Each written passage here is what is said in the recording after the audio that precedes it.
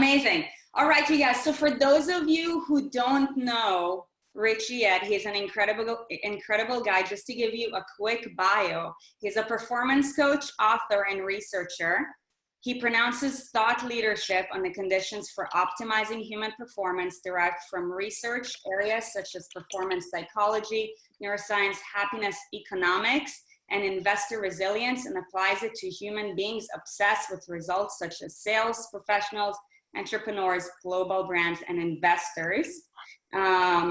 He's a big deal. To date, he's raised over $7 billion in assets worldwide and coached hundreds of financial advisors, wealth managers, and family offices. Since 2006, he toured with US presidents William Jefferson Clinton, George W. Bush, Barack Obama, Donald Trump, as well as Secretary of State Hillary Clinton.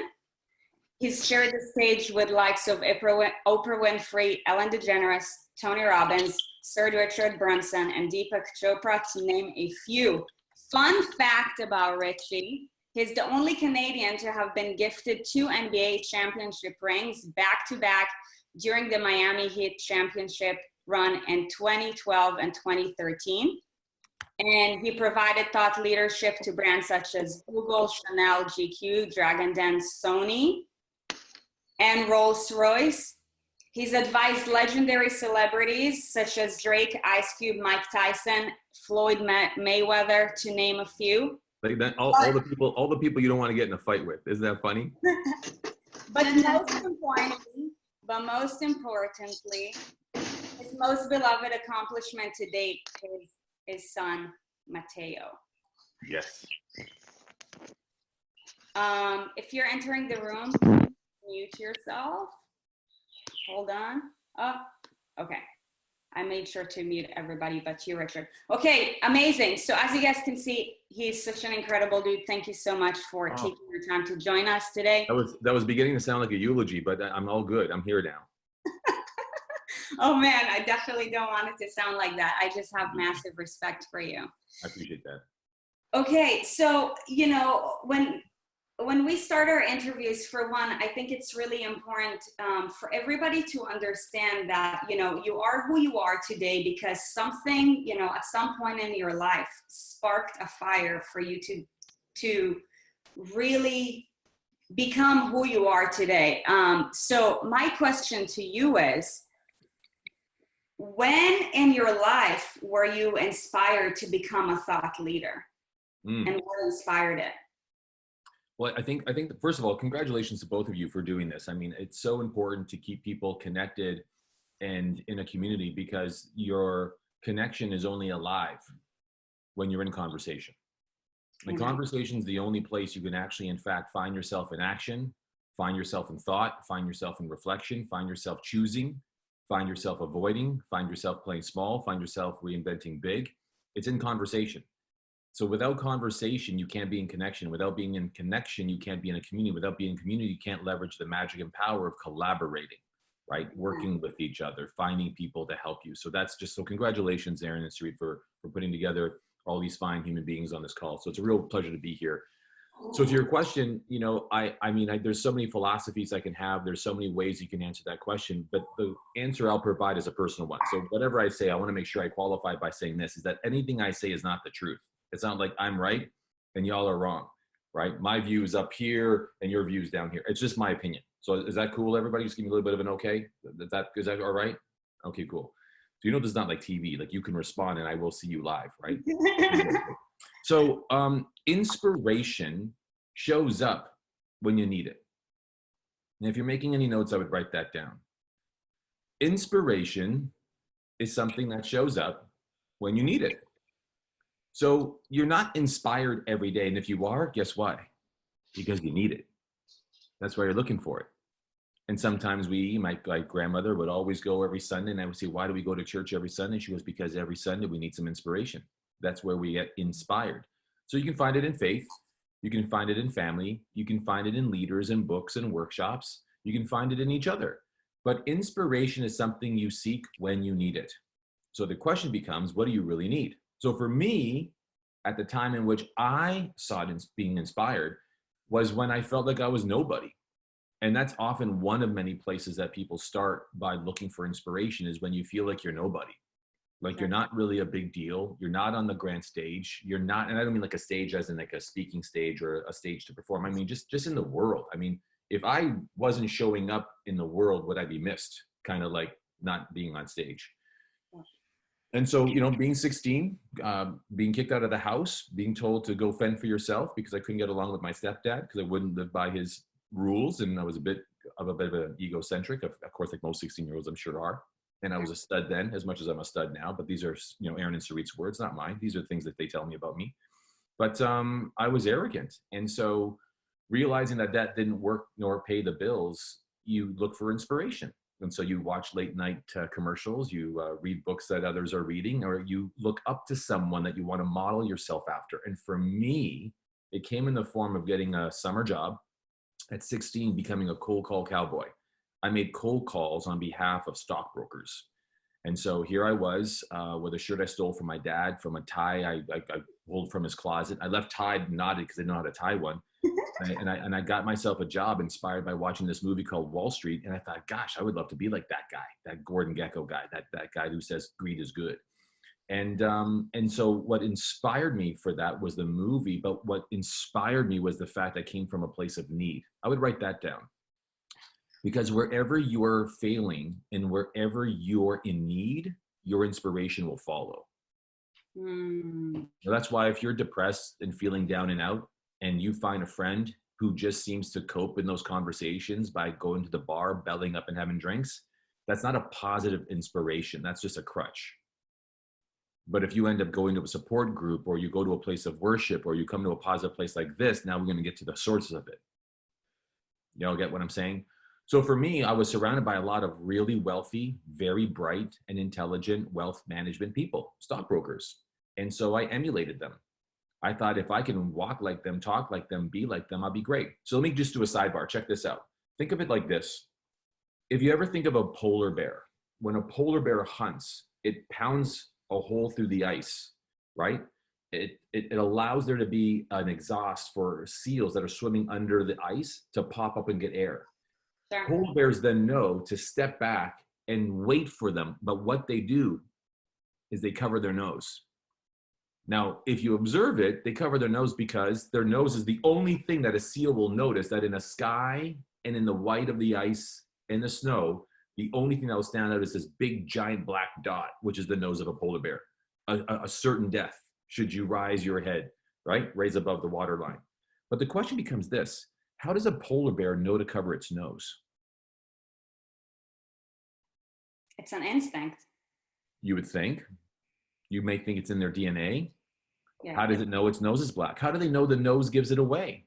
And what that is a learned behavior. I would write that down. It's a learned behavior. Polar bears aren't looking at skinny, dying polar bears that are starving saying, gosh, I want to be like that guy.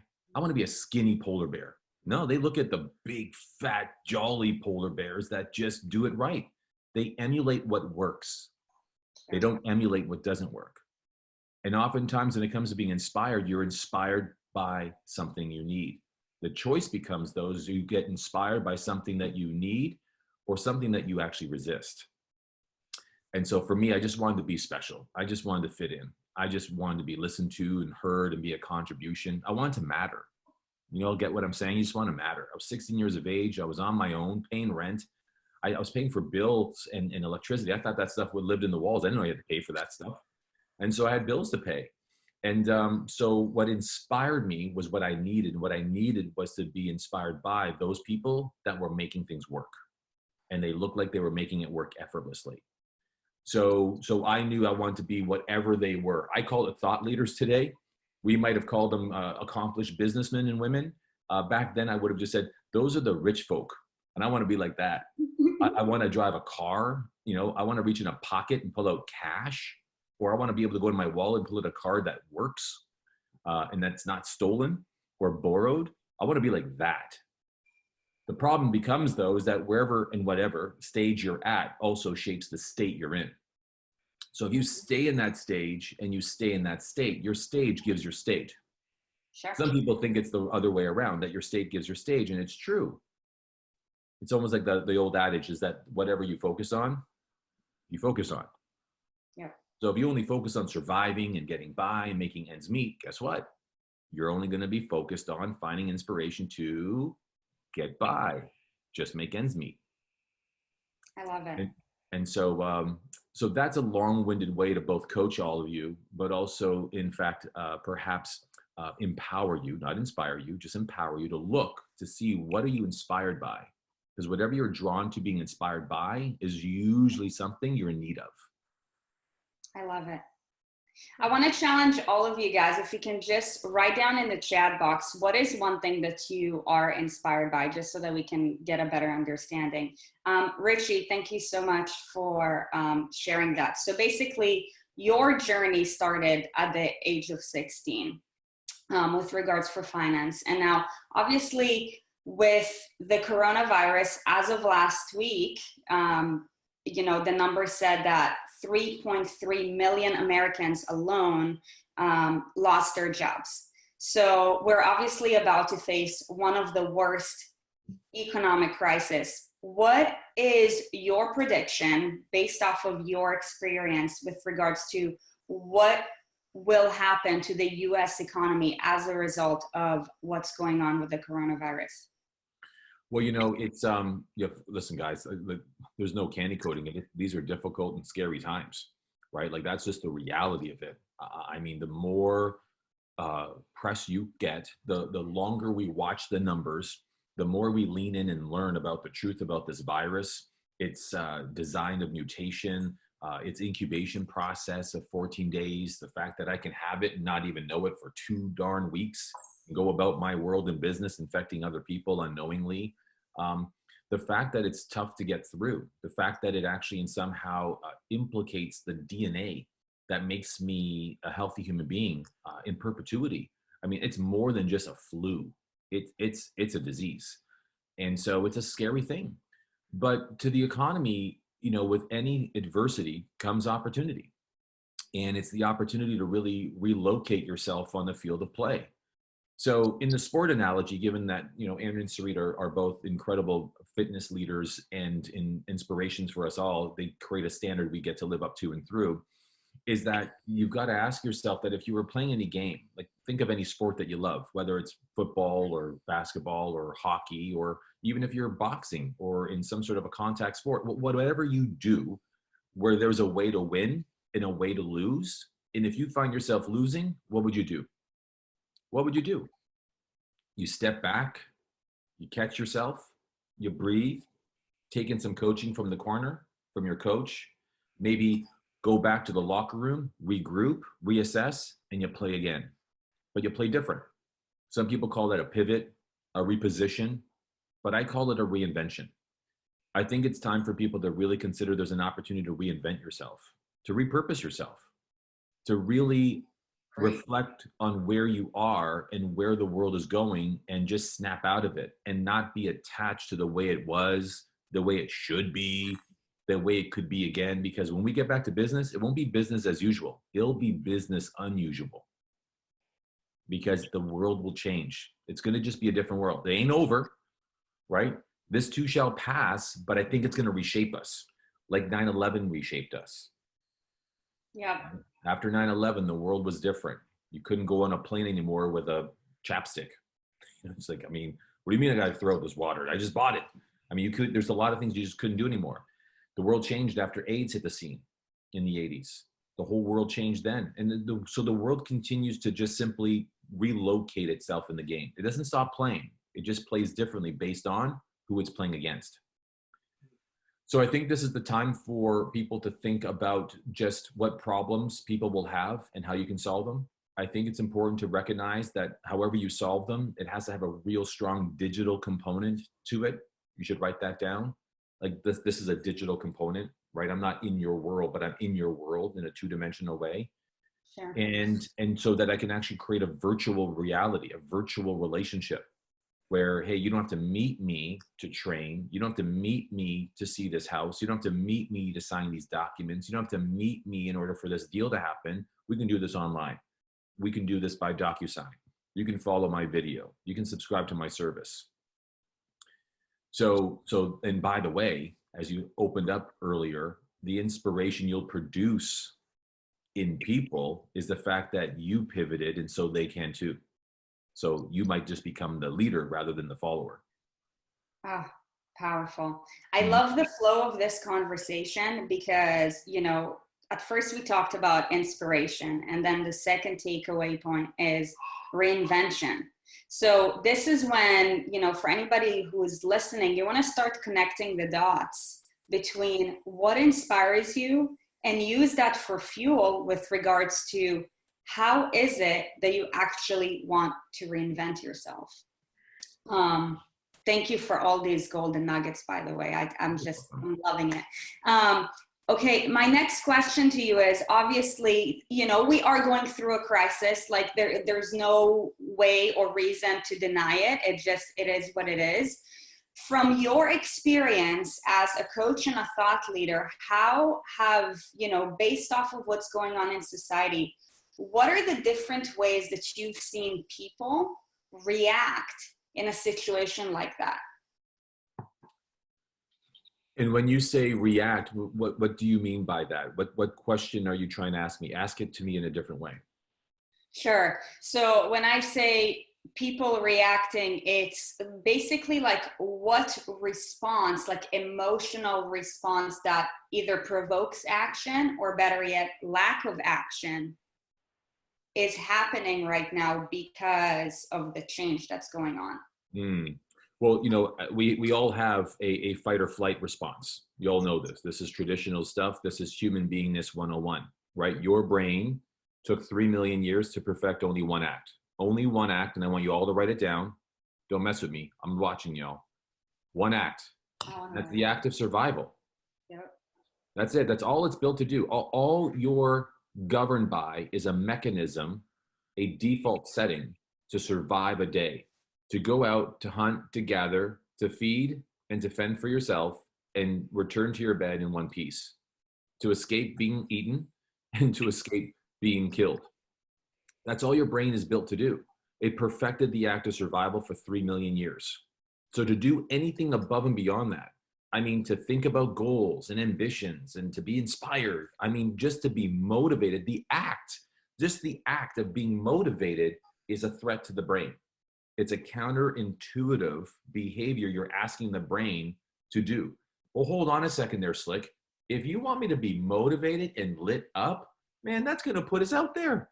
You're going to expose us. I mean, things can attack us. We could be killed. We could be murdered. We can be eaten. Are you nuts? Calm down. Stay small. Stay quiet. That's what your brain's saying in nanoseconds. Intuitive. So of course, as this crisis unfolds, as the cloud of uncertainty thickens and hope dissipates, your mind is saying, oh man, we got to collect as many nuts as we can, buy all the water we can find and store up on toilet paper because it's going to be a long one. And that's a natural survival instinct. That's a natural response, right? Is to just take flight. But you know, the acronym that fear represents, FEAR, is face everything and run, or it could also mean face everything and rise. And so the fight response, the other response, is to say, hold on a second there. Okay, you up there? I got you. You can't say shut up because it's just in you. It's innate in you. It's visceral. It's in your DNA. Your survival instinct is going to keep you alive. So you don't have to say shut up. It's like, okay, I heard you. Now listen to me. Here's what we're going to do. And the more calmly you think through a response, that's more optimal. The way you, in fact, respond more optimally to the challenges, the crisis at hand, and you start thinking constructively, the more logic you enter that thought pattern, the more likely your mind's going to say, I see reason in that. I see logic. I see how we can survive that choice. I see how we can, in fact, we'll make it through the day with that decision. Okay, I can see how we're not exposed or at risk. I can live with that. And so you get to calm your mind down so that your knee-jerk reaction to run actually is replaced with the knee-jerk reaction to rise. And you can sleep well with it. It's like keeping a steady hand as a fighter pilot. How do they do that? Well, they got trained, right? where there's a war, they fly to. So for you right now, I think the big opportunity is to really recognize how most people aren't on this call. Like, I mean, gosh, folks, we got 22 people here, 22 human beings, and there's 7 billion out there. You 22 have an advantage right now to be able to, in fact, respond more optimally at the adversity that's going on. So you just got to ask yourself, you know, what is it that I can do for me first so that I can help others next? I love it. That's powerful. Thank you for that. So focus on what gets you inspired, reinvent yourself, and like Richie said, choose to rise above fear. You know, something I want to share with you, something that's pretty interesting with how to, like, we, you know, provoke, you know, our clients and our students to basically rise above fear. When we're in a sales call, something very interesting happens to the human brain, right? And there is a pause that normally happens. And obviously, if people are reaching out to us, it's because they know that they're at a point in their life where they want to change their body, right? And it's like there is a battle that happens between your heart and your mind. And like they pause for a second. So that's when we ask them, what is your heart telling you right now? And that's when they say, my heart tells me that I need to do it, but I want to sleep over it tonight. No, but what's your gut telling you right now? That I need to do it. Okay, so take 5 seconds, and before the 5 seconds is over, just listen to your gut and shut off your brain, and then they're like, okay, I need to do this. And they jump. And it's just like literally like jumping off of a cliff. I think Will Smith said it too in one of his, I think it was in a conversation that he had with Ellen DeGeneres, in fact. And he said that the bliss point in life happens right after when we challenge ourselves to take a leap of faith. And it's so true. Rising above fear rather than choosing to succumb to it. Sarah Novik, you are one of these people too. And I mean, look at your life 1 month later. Okay, Richie, back to you. So, you know, we have a different group of listeners on this call. Some of them are employees. Some of them are self-employed or business owners, and some of them are even unemployed because of this situation. So we're talking about different, if you can mute yourself, Monica, please, or 1 second. So we obviously have a different group of people. From your experience in the finance world, do you believe that everybody right now has an equal opportunity to change their life because of this? Absolutely, of course. You know, every day you have a choice. And the problem is that a lot of people have this very disconnected relationship with what it means to generate results. You know, somehow it's like, well, if I just train myself, develop my skill set, get myself intentional, and then go out there and chase it down, it's like it's out there somewhere. When the reality that, you know, results aren't like that. You don't chase results, you become the source of results. And when you realize that shift, when you realize that you're the source of results, and you think to yourself, well, gosh, that's a little bit different. I'm not going to be exhausted. I'm not going to be weathered. I'm not going to feel tired, which a lot of people that I coach actually feel. Like I'm just really chasing it. I'm really actually looking. I'm really just exhausted by this. Is that when you realize you're the source of results, man, the whole game changes for you. It just shifts, you know, when you're the source. Now, without it sounding esoteric and getting back to the question at hand, is yeah, everyone has an equal opportunity. 7 billion people on the planet have an opportunity to reset their game. That's the reality. I mean, you're right. Unemployment is at an all-time high. I mean, we're breaking records across the board and in all countries around the world. I mean, from travel is down and unemployment is up and financial assistance is needed. We're all there. But the future we're living into is far more uncertain than it is certain. So we know, I mean, when you think about and listen to a lot of these researchers, immunologists, physicians, and advisors, all the smart people are all saying a lot of things that are just reshaping society. They don't think that handshaking is going to be permitted in the future. They believe that social distancing will become a norm during the seasonality of virus season. They think that large settings, they think that testing will be a regulated thing where you can't walk around, go out, get to work, go back to school in a place of study, commerce, or community without a clean card or a bill of health, like the trends in China or Korea, who've already flattened the curve on this particular battle with the disease, where on your phone, you can only actually get on the public transit should you have a barcode that shows you a clean bill of health. So those are the times ahead. So if you just are brave enough, if you're courageous enough, if you're open-minded enough to just look ahead and peek into the cracks of the crystal ball and say, okay, let me look at where the world is going. The trick for you is to get there before everyone else does and to set up shop, to establish your service, to offer your product, or just simply fortify your own view of the world and the job you've got or the things you do so that you're not rattled by the turbulence of uncertainty, because that's all this is just turbulence. And like being in the plane, to the metaphor itself, I mean, pilots don't bail when they hit hard pockets of turbulence. They simply adjust course. And no matter how off course a pilot can go, no matter how off the charted path a plane can veer, it will always return to the path that's the least turbulent to get to where it was originally heading to. So what we never bank on when it comes to setting up our goals and our life's intentions or your 10x life is the turbulent part. And these are the parts where it gets to reshape you, redefine you. But it gets to it gives you the opportunity of actually reaffirming things, recommitting things, re-choosing things, and deciding again the direction you're heading in. It has people redeciding if they're in the right relationship, if they're in the right marriage, if their financial lives are in the right place. They're actually having a chance right now to actually say, am I really happy with my body, my health, my nutrition, who I am, what I do, what I stand for?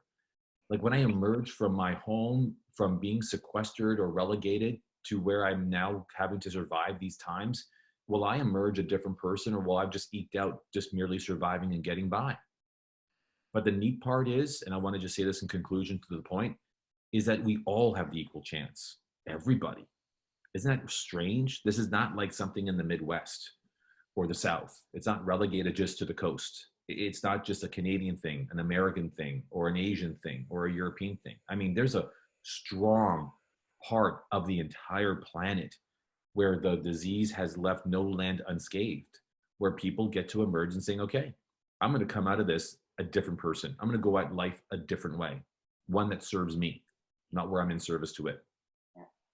Amazing. Thank you for that. And, you know, I'm so glad that you responded to this question that way, because I was hoping that, you know, that would be your answer. However, like, you don't know, you know, but the reason why I wanted to really make sure to reinstate that, because I know that everybody is in a different situation. And unless you've been challenged to think that way for quite a long period of time, you're probably like, woe is me, but, you know, and, you know, I can only assume that if you're in the room right now, then you don't have victim mentality. However, because we're all facing some kind of challenge, it's easy to get to a point at least once and say, woe is me, when the reality is that, you know, we're going through a period of change.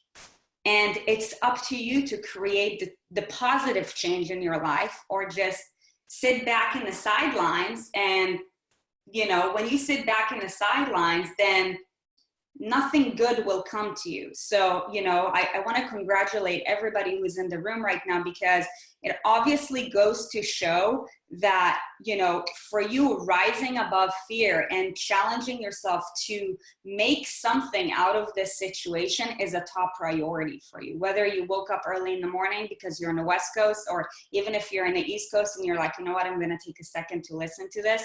Congratulations for being here. And just to, I just want to add something. I want to riff with you by offering something, because there needs to be a harmony with what we were saying about this. And that is, by the way, this is my opinion, not to counteract what you just said, but you never rise above fear. You always want to really let fear live with you, because fear reminds you to lock the door at night. You know, fear reminds you to not talk to strangers. Fear allows you not to take unnecessary chances and uncalculated risks. So fear is a good thing. Fear is your friend. It's not the enemy. The problem is that when you succumb to fear and you're guided by fear rather than existing and being with fear, it's different. So you Sure. don't want to be in service to your fears. You want to be served by your fears.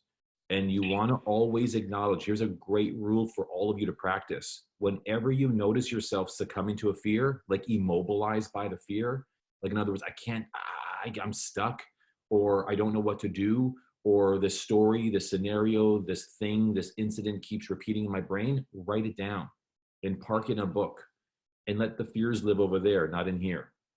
Don't let them control you. Don't let them let them serve you. And that's just, I want to make sure you know that you can't rise above the fears. All you can do is not be controlled by them. Yeah, you're 100% right. And I want to add to something that you just said. You know, when we coach our students with regards for change, like weight loss is basically changing your body. And in order to create any form of change in your life, I believe that fitness is, like, after being a business owner for almost 2 years, is 100% aligned with business. In order to create any form of change, first you have to take a seat and become aware of what's happening. Like, you have to write it down. Without awareness, you can't create a change, because without awareness, like, your thoughts don't become real. And something that we always say is the difference between a wish and a goal is that a goal is written down. A wish is just a wish. Like, you never in life, the greatest people, like, if you like watch the one person who inspires you the most, whether it's, you know, an entrepreneur, an athlete, it doesn't matter. Like, life didn't happen to them by accident. They chased it every single day. And Richie, like, you know it, because I mean, you mentor all these incredible people. Well, I'm going to give you something right now because you deserve it. And I think given what you stand for, you both are really in the human transformation business, and you use fitness as the tool in order to achieve that intention. Sure. So what I'm going to say is the coaching I would give anybody if they're looking to, in fact, rewire their business and the approach in which it embodies. And this is for you guys. And for all those who are listening, this would apply to you given the service in which you provide or the problems in which you serve. So in the realm of fitness, and that's why it's only really directed at you, and if you're in the fitness business, you'll get this too, is the real business you're in, and I want you to write this down because it's a gift for both of you, is the business you're really in is the restoration of the self-worth business. Because the number one challenge that people have about, in fact, making fitness their priority, their nutrition top of mind, and taking care of themselves, in fact, the thing they should be focused on most is a self-worth conversation. And what we do as we get older is we settle faster. Back to that survival instinct. It's far easier to buy bigger pants than work out more. This is powerful. It's far easier to buy bigger pants and clear out your closet. In fact, if you want to know how lazy you are, just think about how often you have to purge your clothes. The more clothes you've been purging over the years, the likelihood it shows and indicates the lazier you've become. And it's the good news, bad news. The good news is that you can choose what you're worth today. And gosh darn it, choose rich. Because the only person that gets to stake the value on who you are and how you should occur on the planet is only you. God damn it, that's it. No one else. So, I mean, it's a self-worth conversation. But there's three other things that are in play in order for you, in fact, enforce your view of self-worth. It ain't enough for him to say, gosh, you look pretty today. It's not enough for her to look at you in the eyes and say, God, you're beautiful. Those are just words. They're observations, and they're flighting. They're flighting. They don't hit home. Then we bitch about how people don't say nice things to us. I mean, it don't really matter. You don't remember what people said to you yesterday unless they cursed you and or gave you a serious whoop ass. So the self-worth conversation is a self-election, and it actually is followed by a commitment. The minute you know you're worth something, you're worth it. You're worth the time, the effort, the energy, the focus, hiring a fitness trainer, spending a little bit more on organic stuff, buying those nutritional supplements, drinking more of this and less that, or whatever it is. It's followed by commitment. So your commitment and your view of worth are hand in hand. They're hand in hand. You find me someone who really has a high sense of self-worth, and I'll show you someone who has a very strong commitment to themselves, right? Strong commitment to maintaining that. And that exercise, sorry, go ahead. I said, I got to pick my feet up because you just lit the floor on fire. Oh boy, well, don't extinguish it yet, girl. Hold on a second. So what it does is it activates the muscle. And everyone confuses self-worth a muscle or commitments a conversation, and thus it's a muscle. Don't get esoteric on me. I'm the performance coach here. I wrote a book on performance psychology. Let me tell you what the muscle is, and it's discipline. Discipline's the act of following through. Discipline's the act of following through. Commitment's not a muscle. Commitment's not a muscle. When you go and you sit down on the toilet, you ain't committed. You're doing what's necessary. You're a disciplined human being, and that's why you're going and exhausting what you got to exhaust. Discipline's a muscle, and it's a chosen act. And it only follows by commitment, which is only given by the sense of yourself and the concept you want to maintain for yourself. You play small, you shrink up, you shrivel up, you feel old, you look sad, you don't look good, and guess what? That's the self-worth you'll live into. That's the story you want to maintain, and it's easier for you to have a small self-worth because it takes little commitment and it exercises a little discipline. And that's why the fourth, and this is for you guys, is the active measure. The richer your metrics, the more discipline you know you're practicing, and the richer that commitment is because you've got a grander view of what you're worth. So the person who's afraid to step on a scale is really afraid to step on the field. People who don't want to step on a scale and don't want to measure their body fat and don't want to this and don't want to that, and I don't want to track my calories and I don't want to, because they don't want to play. They just want to play small. And then 2, 5, 10, 15 years from now, we'll bitch and complain about why he never supported you. He never gave you the space, the time, the bandwidth, or the budget to do what you really wanted to do. Or worse, you'll blame the boss you had, or the vocation you chose, or the upbringing you had. And those are all stories for you only to justify the fact that you had the opportunity to simply say, hold on a second. I currently see myself viewed this way, but I'm resetting the son of a bitch up here because I'm worth it. That's who I am. And if I get to declare the value and no one else has a say in it, then why shouldn't I be $1 million person versus a $2 special? So for anyone that sells fitness specifically, the business you're in is helping people restore their relationship to self-worth, the value they have of themselves, and the way in which they maintain that, achieve that, grow that.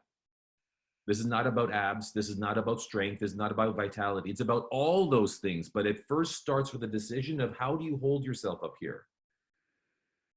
How do you hold yourself up there? People aren't beaten down over the years by aging. They've actually allowed their view of themselves to age, because I've met lots of 80-year-olds that outbench me. Y'all get that? I love it. I love it. And oh my gosh, I'm in 100% agreement with you. And, you know, I just want to add a little bit more to this from my own experience in the industry and having coached people. For one, any of my students who are on the line right now, remember, we always talk about there's magic in specificity, right? Like, for one, when we do goal setting, you need to have measurable indicators, right? Like, if you can't measure it, then it's really hard to actually get to the goal. And then for two, when it comes to your targets have to be measurable as well. So that's why we always say there's magic in specificity. The more specific you become, the easier it is to follow through. And Sarah, you're probably having an aha moment right now. Something that we noticed that is happening to anybody in society, something that you said that was just pure gold, Richie, is that we settle faster as we get older. And, you know, considering the fact that most of the, you know, people that we help are women, something that we see, and I want to mention that because there's a lot of moms in the house.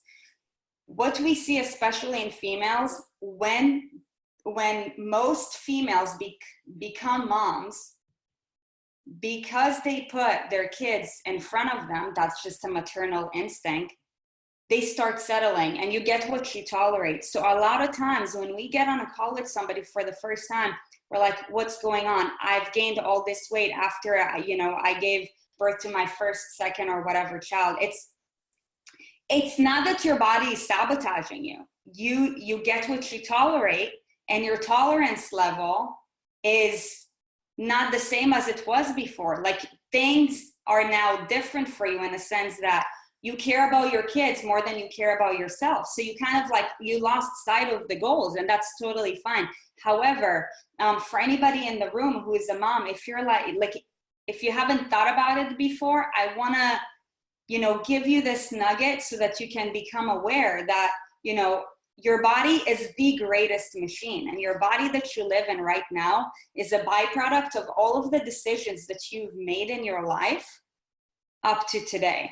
You know, it doesn't happen by default. And even if you have a thyroid issue, it doesn't happen by default. It's probably, you know, because your diet wasn't in full alignment to protect your organs, and that's okay. However, all you have is now to create a change. Richie, it looks like you have something to add to that. I always have something to add to that, but you're doing beautifully. I think you're a brilliant woman, and I think you guys are so lucky to have such a great community. I mean, you know, my own wife, I remember when she had my son, and I did everything I could to support her. I mean, we did the whole Meals on Wheels, the zone diet. You know, she worked out, she got really in great shape, and she bounced back. But as I got busier and I asked her to help me out in my office, you know, she wasn't working out as much. And she admitted at one point, hey, listen, you know what? I feel guilty putting myself first. I feel like by taking care of myself, I'm not taking care of you, and I'm not taking care of the business, and I'm not taking care of my son, our son. And so therefore, I feel like there's a bit of a sacrifice. And chances are quite high that we come from a family or an upbringing where our mothers and our grandmothers and grandparents sacrificed. So we have some sort of a disjointed relationship to, in order for us to survive, we need to sacrifice, when you can actually have it all. What this is not about it's not about sacrifice, it's about prioritization, right? Prioritizing, right? Being able to really fit it all in, and you can. And if there's one thing this crisis should be teaching us, is how to really manage our time better. Like if you're not scheduling yourself something every 15 minutes, calls, webinars, conversations like these, workout time, walk time, nutrition time, I mean, you got all the time. It's just about making it a priority. So if I had to give someone some really speedy advice, chances are quite high that I mean, I can blindly coach anybody that if they're not happy with where they are, it all depends on the self-talk they give. That self-talk forms their whole frame of what they say, what they do, what they commit to. It governs their physiology, it governs their actions, and those actions, in fact, produce the results. Shitty results, shitty mindset. Plain and simple. Plain and simple. And so you've got to just know that that relationship is as clean as clear as that. And so when you welcome in the following three things, you can actually press reset a lot faster. Number one is just accept everything that is, as they are and as they're not. Acceptance allows you to forgive and forget and just roll on. So acceptance is very powerful. Accept that you're not in shape, or accept that you've been lazy. Just accept, acknowledge where you are so that you can get on to where you got to go. The second is just reinvent a new game. You can think big, but start small. We think too big. We think that achieving the bigger picture, the greater picture of ourselves is actually nirvana, and it's not. It's the journey. And the minute your body, mind, and soul starts to recognize that it's not about losing 10, 15, 20 pounds. It's about losing just one, losing that first one, or making that first dollar, or saying no for the first time. Just doing it once, taking one small step. You've got your eye fixated on rounding third base, but just get obsessed with first, because first will be followed by second, and second will then, I mean, you get what I'm saying? And then the third is get the support before you get into action. Because I guarantee it, if you don't have someone to report to on a weekly basis, you will not step on scales, you will not measure what's important, and you certainly won't hold yourself to the things that you said you would do.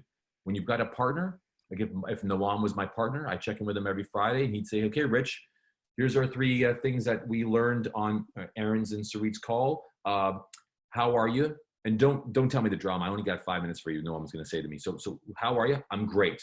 Or if I say, oh, well, you know, it all started on Tuesday, Noam, he should be like, hey, I got no interest in your stories, your drama, or your soap opera.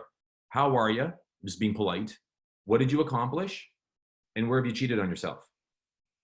And to declare all that. The minute you declare to someone else, you actually not only declare it and then own it, but now you've diffused its power of you. Because most times when we're not performing at our best, it's because we're dragging along a lot of guilt. And guilt is a bitch. It's heavy.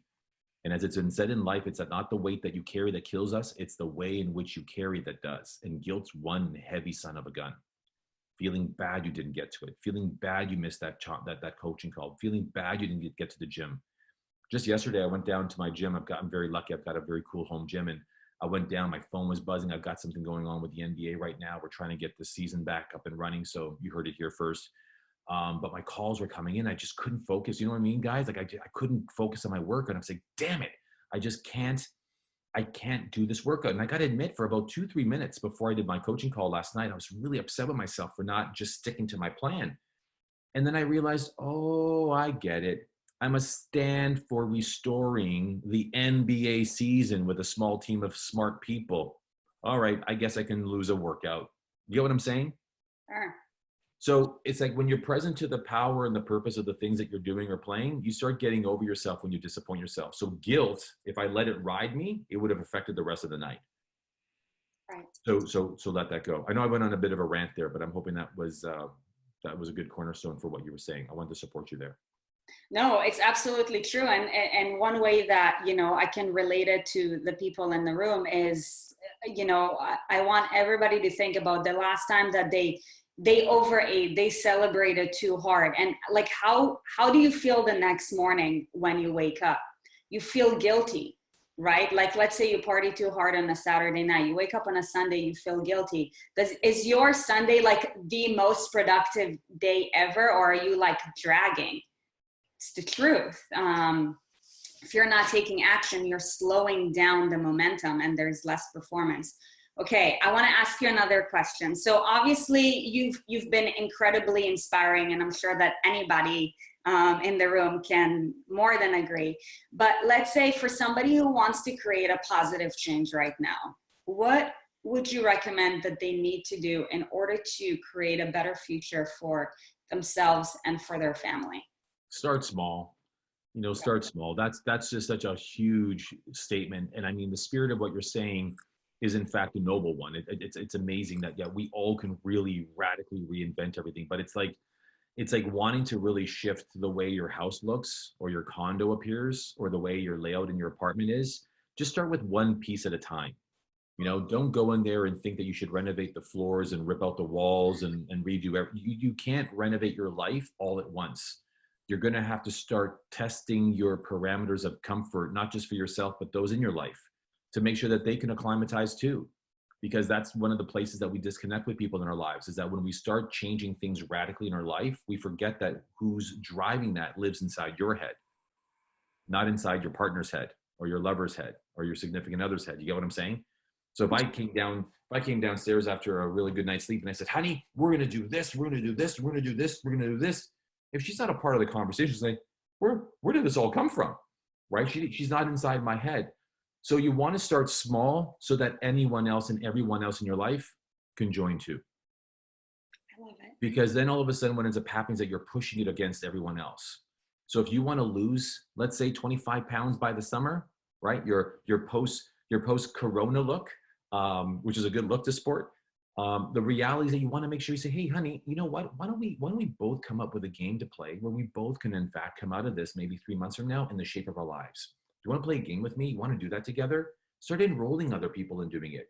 And the best way to enroll them by starting small is you want to then share with them. Here's point number 2, is tell them the challenge you're wrestling with. So enroll people by it. This is what I don't like feeling. This is what I don't like feeling. I mean, my pants are going tight, or I'm not sleeping as well as I like to, or I just really miss looking like this, or I really want to make more, whatever it might be, but tell them the problem it solves for you. So people can really see how vulnerable you are, how real and authentic the goal is or the accomplishment is for you, and why it matters. So then you let them know what it is that you're going to do. So, but start small. I think that's the overarching statement, is start small. Start small. I think if you want to exercise the muscle called discipline, which is only catalyzed by commitment, ask yourself, what one small thing can I do in the next week that then I can be held to account for? Because here's the challenge. If in a week you're not held to account to it, you either picked something that was too big or you picked something that wasn't inspiring enough. Amen. So that's the way you know that the goal is right. It either it mobilizes you to get it done, or it's too big and it's immobilized you. Sure. Before we close this off, I know you have a busy day ahead of you, getting the NBA settled and whatnot. I feel like it would be disservicing the audience if I ask you this one last question. So, I can only assume that for anybody who is a high achiever, it's like, okay, I'm inspired. I'm choosing to reinvent myself. I'm going to start, but what's next? I know that this is something that I always think, it's like, what's next? So I want to touch up on the concept of the power of consistency. What do you think about consistency? Does it matter? Well, of course it matters, because it's all about momentum, and you might want to write that word down, momentum. And momentum is something that comes with it a gravity. It's like you don't have to work hard coming down. Gravity's helping you. So you got to produce your own gravity. And in our own world, momentum is it, right? So sticking to things. There's this old adage that, after 21 days, if you do it consistently, it forms a habit, or it's 66 days. The truth of the matter is there is no magic number. I'll dispel it right now. Here it comes. Here's some real quick Jedi mind tricks. Check this out. Y'all ready for this? If I ask you to touch a stove and it's off, it's cold, and you touch it and nothing happens, we're okay with that, yeah? Okay. Now, if I turn it on and it's hot, and I don't tell you that it's hot, but as I ask you to touch it, and as you approach that stove, you feel the heat.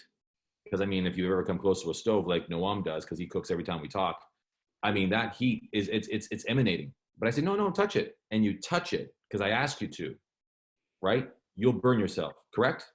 Sure. How many more days of that training will it take for you to form the habit of staying away from a hot stove? Zero. So habit forming is actually, in fact, the exercising of discipline. So it doesn't take you long to form discipline. If you went to the doctor's office and they said, look, if you don't quit smoking like right now today, I promise you will die by Friday. You're just right there at that edge. What would you do when you walk out of that doctor's office? Well, let's think about what that doctor just said. He did say, it's done. You'll go cold turkey. Your life's on the line. So a lot of people don't live like your life's on the line, but your life is on the line. Every day it's on the line. The quality of it, the purpose of it. So if you want to really crack that code, you got to really get clear as to what's going to light you up. And I think you should start with self-worth. And I think that in the spirit of who Erin and Sarit are, is that really shifting your relationship to what you're worth, your self-image, your self-concept, your self-ego, your self-value is a declared one. And you get to choose right now, either you declare the value or it'll be decided for you. You either do it by design or you get one by default. And I don't know about you, man, but I'm a $1 billion body in the making, and I said so. And everything I do aligns with that. Nothing less, nothing more. Just $1 billion. Y'all get that? I hope that's helpful. Ooh, so much truth. Before we close off, I just want to kind of do a quick recap of everything that we talked about. So first, get inspired, okay? Understand that you have the power to reinvent yourself, okay? In order to do that, all you need to do is just start, okay? Start small so that you'll be able to create consistency. Not every day is going to look the same, but as long as you stick to your why and you're very clear on what is your why, which is in direct correlation with your self-worth, you'll be able to reinvent yourself in the way that you want to. We all have the same equal opportunity. Thank you so much for coming up. You can now understand that and start taking action. Richie, if anybody wants to get a hold of you, where can they find you, follow you? Yeah, my Instagram is Richie_Dolan. Richie_Dolan. It's pretty easy to find me, and like I said, I'll put it in the chat room there for you guys. But this has really been a matter of serving you, Erin and Sarit.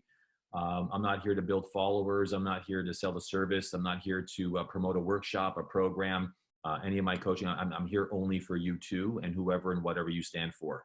Of course, you too, Noam, but you didn't invite me. So, you know, you all get that who I am and what I do is a blessing. I think if there's a bonus point I wanted to make is that if you get really clear as to what your calling is, what your life's purpose is, what your mission on this planet is, that when we bury you 100 years from now and on your headstone it said, here lies the dude or the gal that laid it all out and gave all they could to the betterment of mankind, what was that contribution? And if it doesn't start with you being the best you can be in whatever way you can, then you can help others be the best they can be in whatever form, in fitness, in money, in life, in love, in relationship, in spirit, in truth, in religion, whatever it might be. It all comes down to you being a massive contribution, but by first being a demonstration of living the best life you can live so that you can in turn inspire other people to live the best they can live. And the way I see it, a 10x life. That's the right one. So thank you so much to each and every one of you for trusting me to be here. Giving me the space to share a bit of me and what I've been up to and who I am. It's always an honor to be in service to anybody that's interested in discovering more in themselves. So Erin, Sarit, thank you so much for having me here. Thank you so much for joining us this morning. Thank you guys for showing up for yourself and for your loved ones, because I'm sure that this will trickle down to many more amazing things. Thank you, Richie. You guys have yourselves an amazing day. We will see you tomorrow, 6 a.m. We love you. Show up. Bye. Show up and blow it up, everybody. Show it up and blow it up. Yeah.